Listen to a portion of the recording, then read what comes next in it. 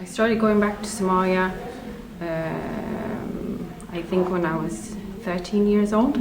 So my mom and my dad took us to Somalia, and they introduced our relatives to us. And then when we did come to Somalia, I realized that I had a second home.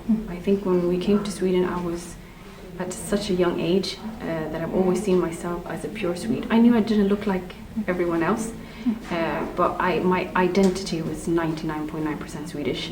But when I did travel back to Somalia, I knew that I had a different identity as well, or an additional identity.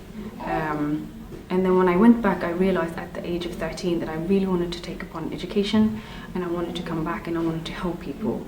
And I think my way of helping people developed through the years. I think in the beginning I saw myself maybe doing some field work, whereas today I think what my main focus is transferring skills and education. So what I did earlier this year was that, or last year I started an organization, and then earlier this year I went to Somalia, more precisely Somaliland in Hargeisa, and I conducted a field study.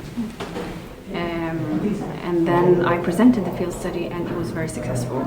So right now I'm starting to see or look into the possibility of maybe doing some kind of project where I go back home and I train local people in dentistry, help students, because the need is there.